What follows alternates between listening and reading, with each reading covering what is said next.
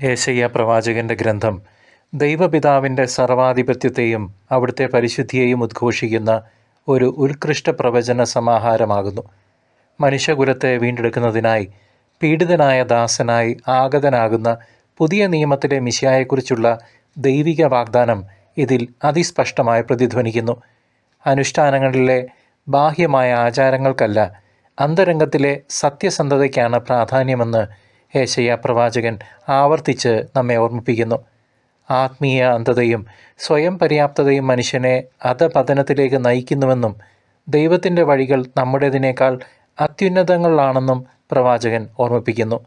നീതി പുനഃസ്ഥാപിതമാകുന്ന ഒരു നവലോക സൃഷ്ടിയുടെ പ്രത്യാശ വിശ്വാസികളെ ദൈവത്തിലേക്ക് തിരിച്ചു വിളിക്കുമ്പോൾ കർത്താവിനെ പരിത്യജിക്കുന്നവർക്ക് മുന്നിൽ കണിശമായ താക്കീതും മുഴങ്ങുന്നു.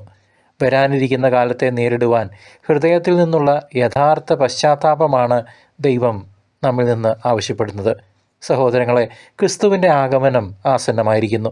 നാം എല്ലാവരും ജാഗ്രതയോടെയും ഒരുക്കത്തോടെയും ഇരിക്കേണ്ട സമയമാണിത്.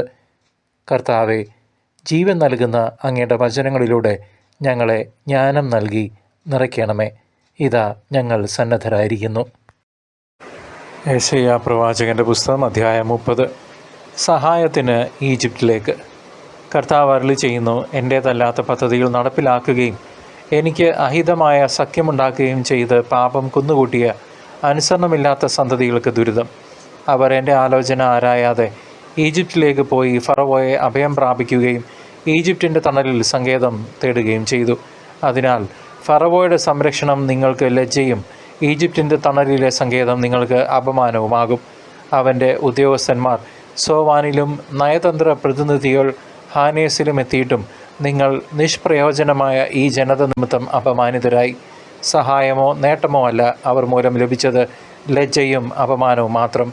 നെഗേബിലെ വന്യമൃഗങ്ങളെക്കുറിച്ചുള്ള അരുളപ്പാട്.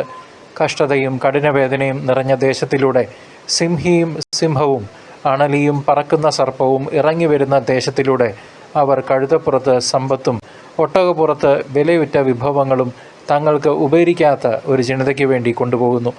ഈജിപ്തിൻ്റെ സഹായം വ്യർത്ഥവും നിഷ്ഫലവുമാണ്. അതിനാൽ ഞാൻ അവളെ നിശ്ചലയായി ഇരിക്കുന്ന റാഹാബ് എന്ന് വിളിച്ചു. അവിശ്വസ്ത ജനം. വരും നാളിൽ എന്നേക്കുമുള്ള സാക്ഷ്യത്തിനായി ഇത് അവരുടെ മുൻപിൽ ഒരു ഫലകത്തിൽ രേഖപ്പെടുത്തുകയും പുസ്തകത്തിൽ എഴുതുകയും ചെയ്യുക. എന്നാൽ അവർ കലഹിക്കുന്ന ജനവും വ്യാജം പറയുന്ന മക്കളും കർത്താവിൻ്റെ ഉപദേശം ശ്രവിക്കാത്ത സന്തതികളുമാണ്. ദർശിക്കരുത് എന്ന് ദീർഘദർശികളോടും ശരിയായിട്ടുള്ളത് ഞങ്ങളോട് പ്രവചിക്കരുത്, മറിച്ച് കേൾക്കാൻ ഇമ്പമുള്ളതും മിഥ്യയായിട്ടുള്ളതും മാത്രം പറയുക. നേർവഴി വിട്ടുപോവുക, മാർഗത്തിൽ നിന്ന് പിന്തിരിയുക. ഇസ്രായേലിൻ്റെ പരിശുദ്ധനെപ്പറ്റി ഇനിയൊന്നും ഞങ്ങൾക്ക് കേൾക്കേണ്ടതില്ല എന്ന് പ്രവാചകരോടും അവർ പറയുന്നു. അതിനാൽ ഇസ്രായേലിൻ്റെ പരിശുദ്ധൻ അരുളി ചെയ്യുന്നു, നിങ്ങൾ ഈ വചനം തിരസ്കരിക്കുകയും മർദ്ദനത്തിലും വൈകൃതത്തിലും വിശ്വസിക്കുകയും അവയിൽ ആശ്രയിക്കുകയും ചെയ്യുന്നതിനാൽ ഈ അകൃത്യം നിങ്ങൾക്ക് തകർന്നു വീഴാറായി തള്ളി നിൽക്കുന്ന ഉയർന്ന മതിലിലെ വിള്ളൽ പോലെയായിരിക്കും. അത് നിർദ്ദയം അടിച്ചുടച്ച കുശവൻ്റെ കലം പോലെ ആയിരിക്കും. അടുപ്പിൽ നിന്ന് തീ കോരുന്നതിനോ കൽത്തൊട്ടിയിൽ നിന്ന് വെള്ളം കോരിയെടുക്കുന്നതിനോ ഉപകരിക്കുന്ന ഒരു കഷണം പോലും അതിൽ അവശേഷിക്കുകയില്ല. അതിനാൽ ഇസ്രായേലിൻ്റെ പരിശുദ്ധനായ ദൈവമായ കർത്താവ് അരുളി ചെയ്തു, തിരിച്ചു വന്ന് സ്വസ്ഥമായിരുന്നാൽ നിങ്ങൾ രക്ഷപ്പെടും. സ്വസ്ഥതയും ആശ്രയവും ആയിരിക്കും നിങ്ങളുടെ ബലം. എന്നാൽ നിങ്ങൾ അങ്ങനെ ആയിരിക്കുകയില്ല. നിങ്ങൾ പറഞ്ഞു, ഇല്ല, ഞങ്ങൾ കുതിരപ്പുറത്ത് കയറി ശീഘ്രം സഞ്ചരിക്കും. അതിനാൽ നിങ്ങൾ വേഗം അകന്നു പോകും. ഞങ്ങൾ ശീഘ്രതയുള്ള പടക്കുതിരയുടെ പുറത്ത് സഞ്ചരിക്കും എന്ന് നിങ്ങൾ പറഞ്ഞു. അതിനാൽ നിങ്ങളെ പിന്തുടരുന്നവരും അതിവേഗമായിരിക്കും വരിക. ഒരുവനെ പേടിച്ച് 1000 പേർ ഓടും. 5 പേർ ഭീഷണിപ്പെടുത്തിയാൽ നിങ്ങളെല്ലാവരും ഓടും. നിങ്ങളിൽ അവശേഷിക്കുന്നവർ മലമുകളിലെ കൊടിമരവും കുന്നിൻ മുകളിലെ ചൂണ്ടുപലകയും പോലെ ആയിരിക്കും. അതിനാൽ നിന്നോട് ഔദാര്യം കാണിക്കാൻ കർത്താവ് കാത്തിരിക്കുന്നു. നിന്നോട് കാരുണ്യം പ്രദർശിപ്പിക്കാൻ അവിടുന്ന് തന്നെ ഉയർത്തുന്നു. എന്തെന്നാൽ കർത്താവ് നീതിയുടെ ദൈവമാണ്. അവിടത്തേക്ക് വേണ്ടി കാത്തിരിക്കുന്നവർ ഭാഗ്യവാന്മാർ. ജനത്തിൻ്റെ മാനസാന്തരം. ജെറുസലേമിൽ വസിക്കുന്ന സിയോൻ ജനമേ, ഇനിമേൽ നീ കരയുകയില്ല. നിന്റെ വിലാപസ്വരം കേട്ട് അവിടുന്ന് കരുണ കാണിക്കും. അവിടുന്ന് അത് കേട്ട് നിനക്ക് ഉത്തരമരുളും. കർത്താവ് നിനക്ക് കഷ്ടതയുടെ അപ്പവും ക്ലേശത്തിൻ്റെ ജലവും തന്നാലും നിന്റെ ഗുരു നിന്നിൽ നിന്ന് മറഞ്ഞിരിക്കുകയില്ല. നിന്റെ നയനങ്ങൾ നിന്റെ ഗുരുവിനെ ദർശിക്കും. നീ വലത്തോട്ടോ ഇടത്തോട്ടോ തിരിയുമ്പോൾ നിന്റെ കാതുകൾ പിന്നിൽ നിന്ന് ഒരു സ്വരം ശ്രവിക്കും. ഇതാണ് വഴി, ഇതിലേ പോവുക. അപ്പോൾ നിങ്ങളുടെ വെള്ളി പൊതിഞ്ഞ കുത്തുവിഗ്രഹങ്ങളെയും സ്വർണം പൂശിയ വാർപ്പ് വിഗ്രഹങ്ങളെയും നിങ്ങൾ നിന്ദിക്കും. ദൂരെ പോകുവിൻ എന്ന് പറഞ്ഞ് നിങ്ങൾ അവയെ മലിന വസ്തുക്കളെന്ന പോലെ എറിഞ്ഞു കളയും. അവിടുന്ന് നീ വിതയ്ക്കുന്ന വിത്തിന് മഴ നൽകും, ധാന്യം സമൃദ്ധമായി വിളയും. അന്ന് നിന്റെ കന്നുകാലികൾ വിശാലമായ മേച്ചിൽപ്പുറങ്ങളിൽ മേയും. നിലം ഒഴുകുന്ന കാളകളും കഴുതകളും കോരിക കൊണ്ടും പല്ലി കൊണ്ടും ഒരുക്കിയതും ഉപ്പ് ചേർത്തതുമായ വൈക്കോൽ തിന്നും. മഹാസംഹാരത്തിൻ്റെ ദിനത്തിൽ ഗോപുരങ്ങൾ വീണ് തകരുമ്പോൾ ഉന്നതമായ പർവ്വതങ്ങളിലും കുന്നുകളിലും വെള്ളം നിറഞ്ഞ അരുവികൾ ഉണ്ടാകും.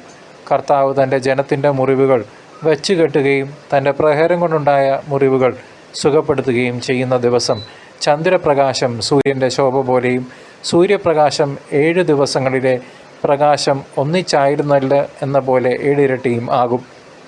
അസീരിയയ്ക്ക് ശിക്ഷ. അവിടുത്തെ കോപം കൊണ്ട് ജ്വലിച്ചും കനത്ത പുക പമിച്ചും കൊണ്ട് ഇതാ കർത്താവിൻ്റെ നാമം ദൂരെ നിന്ന് വരുന്നു. അവിടുത്തെ അധരങ്ങൾ രോക്ഷാകുലമാണ്. അവിടുത്തെ നാവ് ദഹിപ്പിക്കുന്ന അഗ്നി പോലെയുമാണ്. കവിഞ്ഞൊഴുകുന്നതും കഴുത്ത് വരെ എത്തുന്നതുമായ നദിക്ക് തുല്യമാണ് അവിടുത്തെ ശ്വാസം. അത് ജനതകളെ നാശത്തിൻ്റെ അരിപ്പയിൽ അരിക്കുന്നു. അവരുടെ താടിയലിൽ വഴിതെറ്റിക്കുന്ന കടിഞ്ഞാൻ ബന്ധിക്കുന്നു. ഉത്സവ രാത്രിയിലെന്ന പോലെ നിങ്ങൾ ഗാനമാലപിക്കും.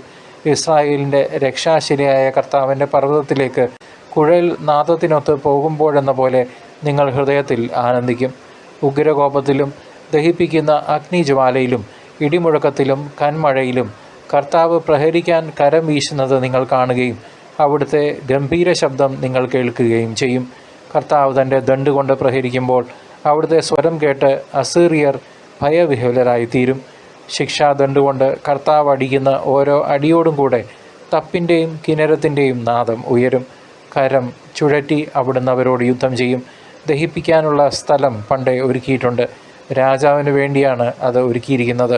അതിൻ്റെ ചിത ആഴമേറിയതും വിസ്താരമുള്ളതുമാണ്. അഗ്നിയും വിറകും ധാരാളം കരുതിയിട്ടുണ്ട്. കർത്താവിൻ്റെ നിശ്വാസം ഒരു ഗന്ധക നദി പോലെ അതിനെ ജ്വലിപ്പിക്കുന്നു. പ്രിയ ദൈവജനമേ, അസീറിയൻ ആക്രമണത്തിൻ്റെ ഭീഷണിയിൽ വിറങ്ങലിച്ചു നിൽക്കുന്ന യൂദയായുടെ രാഷ്ട്രീയ പശ്ചാത്തലത്തിലാണ് ഈ അധ്യായം ആരംഭിക്കുന്നത്. 30-ാമത്തെ അധ്യായത്തിൽ ദൈവത്തിൽ ആശ്രയിക്കുന്നതിന് പകരം ഈജിപ്തിൻ്റെ സഹായം തേടിപ്പോകുന്ന ഇസ്രായേൽ ജനത്തിൻ്റെ അവിവേകത്തെ പ്രവാചകൻ രൂക്ഷമായി വിമർശിക്കുന്നു. അക്കാലത്തെ രാജാവായിരുന്ന ഹെസക്കിയായുടെ ഉപദേശകർ ദൈവഹിതത്തിന് വിരുദ്ധമായി സഖ്യമുണ്ടാക്കാൻ ശ്രമിച്ചത് വലിയ വിപത്തായിട്ടാണ് ഏശയ്യ കണ്ടത്. വരാനിരിക്കുന്ന ബാബിലോണിയൻ പ്രവാസത്തിൻ്റെ നിഴലാട്ടങ്ങളും ജനത്തിൻ്റെ അനുസരണക്കേടും ഈ വചനങ്ങളിൽ തെളിഞ്ഞു നിൽക്കുന്നു. അവിടുത്തെ വാക്കിന് കാതോർക്കാതെ സ്വന്തം ബുദ്ധിയിൽ ആശ്രയിക്കുന്നവർക്ക് നാശം സംഭവിക്കുമെന്ന മുന്നറിയിപ്പാണ് ഇതിൻ്റെ അന്തസത്ത. സർവശക്തനായ ദൈവത്തിൻ്റെ സംരക്ഷണം മറന്ന് ലൗകിക ശക്തികളുടെ പിന്നാലെ പായുന്ന മനുഷ്യൻ്റെ അവസ്ഥയാണിത്. രക്ഷ സൈന്യത്തിലല്ല, മറിച്ച് ഇസ്രായേലിൻ്റെ പരിശുദ്ധനിലാണ് എന്ന് ഏശയ്യ തറപ്പിച്ച് പറയുന്നു. ഇസ്രായേലിൻ്റെ പരിശുദ്ധനിലാണ് എന്ന് വീണ്ടും വീണ്ടും ഏശയ്യ പ്രവാചകൻ ജനത്തോട് ആവർത്തിച്ച് പറയുന്നു. ഏശയ്യ പ്രവാചകൻ്റെ അചഞ്ചലമായ വിശ്വാസവും ദൈവത്തോടുള്ള കടുത്ത വിശ്വസ്തതയുമാണ് ഈ അധ്യായത്തിലുടനീളം നാം കാണുന്നത്. പ്രിയ ദൈവജനമേ, ജനമെല്ലാം എതിർത്തപ്പോഴും കപടമായ സമാധാന വാർത്തകൾ കേൾക്കാൻ ആഗ്രഹിച്ചപ്പോഴും സത്യം വിളിച്ചു പറയാൻ അദ്ദേഹം മടി കാണിച്ചില്ല.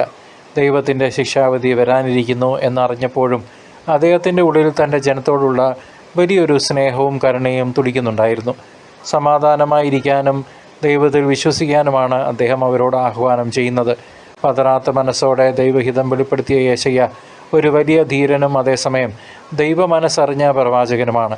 സ്വന്തം ജീവിതം തന്നെ ഒരു സന്ദേശമാക്കി മാറ്റിയ അദ്ദേഹത്തിൻ്റെ നിശ്ചയദാർഢ്യം ഇന്നത്തെ വിശ്വാസികൾക്ക് വലിയൊരു മാതൃകയുമാണ്. ദൈവത്തെ വിട്ടുമാറുന്ന ഒരു ജനതയെ ഓർത്ത് വേദനിക്കുന്ന എന്നാൽ പ്രത്യാശ കൈവിടാത്ത ഒരു ഹൃദയം യേശയ്യ പ്രവാചകനുണ്ടായിരുന്നു.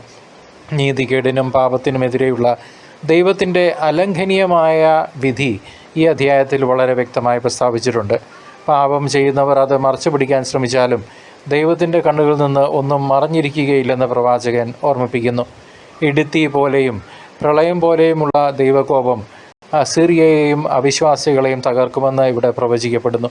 എന്നാൽ ഈ വിധി പ്രസ്താവനകൾക്കിടയിലും ദൈവത്തിൻ്റെ അതിരറ്റ കരുണയുടെയും പ്രത്യാശയുടെയും ഉറവകൾ പറ്റുന്നില്ല. നിങ്ങളോട് കരുണ കാണിക്കാൻ കർത്താവ് കാത്തിരിക്കുന്നു എന്ന വചനം നമ്മളുടെയൊക്കെ ഉള്ളിൽ വലിയ പ്രത്യാശയാണ് നൽകേണ്ടത്.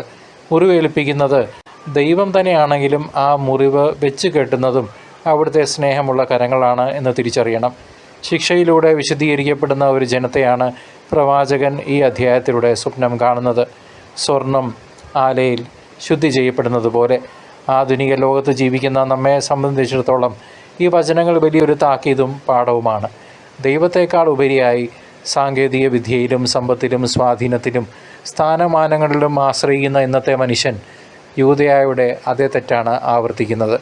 ശാന്തമായിരുന്ന ദൈവത്തെ ധ്യാനിക്കുന്നതിന് പകരം ബഹളങ്ങളിലും ഫോണിലും ടി-വിയിലും ഇൻ്റർനെറ്റിലും കോലാഹലങ്ങളിലും വേഗതയിലും സമാധാനം കണ്ടെത്താൻ ശ്രമിക്കുന്നവർ പരാജയപ്പെടും എന്ന് ഈ അധ്യായം ഓർമ്മിപ്പിക്കട്ടെ. സഭയും വിശ്വാസികളും ഇന്ന് നേരിടുന്ന വെല്ലുവിളികളിൽ ഈജിപ്തിനെ പോലെയുള്ള ലൗകിക ജഡിക ശക്തികളെ ശരണം പ്രാപിക്കുന്നത് ആത്മീയ തകർച്ചയ്ക്ക് കാരണമാകും എന്ന് തിരിച്ചറിയുക. ദൈവം നൽകുന്ന വെളിച്ചത്തിൽ നടക്കാനും അവിടുത്തെ സ്വരം തിരിച്ചറിയാനും നാം ഓരോരുത്തരും പരിശ്രമിക്കേണ്ടതുണ്ട്. അത് സമാധാനമായി, ശാന്തതയിൽ, എളിമയിൽ വേണം എന്ന് മാത്രം. ആത്മീയമായ അടിമത്തങ്ങളിൽ നിന്ന് മോചനം നേടാൻ യഥാർത്ഥ മാനസാന്തരം അത്യന്താപേക്ഷിതമാണെന്ന് ഈ വചനഭാഗം നമ്മെ പഠിപ്പിക്കുന്നു. പ്രിയ ദൈവജനമേ, നമ്മുടെ ജീവിതത്തിലെ ഓരോ ചുവടുവെപ്പിലും ദൈവഹിതം തേടാനുള്ള വിവേകം നാം ഈ പ്രവചനത്തിലൂടെ ആർജിക്കണം. കേട്ട് മറന്നുപോകാതെ യേശുക്രിസ്തുവിൻ്റെ രണ്ടാമത്തെ വരവിനായി കാത്തിരിക്കുന്ന നിങ്ങൾക്കും എനിക്കും നമ്മുടെ സഭയ്ക്ക് ഈ അധ്യായം വലിയൊരു ഒരുക്കത്തിന് ആഹ്വാനം നൽകുന്നു. അവിടുന്ന് വരുമ്പോൾ നീതിപൂർവം വിധി നടത്തുമെന്നും തൻ്റെ ജനത്തിൻ്റെ കണ്ണീർ തുടയ്ക്കും എന്നുമുള്ള വാഗ്ദാനം ഇതിലടങ്ങിയിരിക്കുന്നു. പ്രത്യാശയുടെ പൊൻപുലരി കാണാൻ കാത്തിരിക്കുന്ന വിശ്വാസികളായ നമുക്ക് ആത്മീയമായ ജാഗ്രത കൈവിടാതെ മുന്നോട്ട് പോകാൻ യേശയ്യ പ്രബോധനം നൽകുന്നു. സകല തിന്മകളും നീക്കി ദൈവം ഭരണം നടത്തുന്ന ആ പുതിയ കാലത്തിനായി നാം വിശുദ്ധിയോടെ, അതീവ വിശുദ്ധിയോടെ കുഞ്ഞുങ്ങളെപ്പോലെ ഒരുങ്ങേണ്ടതുണ്ട്. അവിടുത്തെ വരവിൽ ലജ്ജിച്ചു പോകാതിരിക്കാൻ ഇപ്പോൾ തന്നെ, ഇന്ന് തന്നെ സത്യത്തിൻ്റെ പാതയിലേക്ക് നാം മടങ്ങി വരേണ്ടതാണ്. കർത്താവ് വരുമ്പോൾ നമുക്കുണ്ടാകുന്ന ആ വലിയ ആനന്ദത്തെക്കുറിച്ച് ചിന്തിച്ചു വേണം നാം ഈ ലോകത്തിൽ ജീവിക്കാൻ. എത്ര കഷ്ടത ഇപ്പോൾ ഉണ്ടായാലും പ്രത്യാശയിൽ ഉന്മേഷം പ്രാപിച്ച് ദൈവത്തിൻ്റെ വാഗ്ദാനങ്ങൾ വിശ്വസിച്ച് ആത്മവിശ്വാസത്തോടെ നമുക്ക് മുന്നേറാം. ദൈവം നമ്മെ ഒരിക്കലും കൈവിടുകയില്ല. സർവശക്തനായ ദൈവം, പിതാവും പുത്രനും പരിശുദ്ധാത്മാവും നിങ്ങളെയും നിങ്ങളുടെ കുടുംബങ്ങളെയും നിങ്ങളുടെ ജീവിതാവസ്ഥകളെയും സമൃദ്ധമായി അനുഗ്രഹിക്കട്ടെ, ഇപ്പോഴും എപ്പോഴും എന്നേക്കും. ആമേൻ.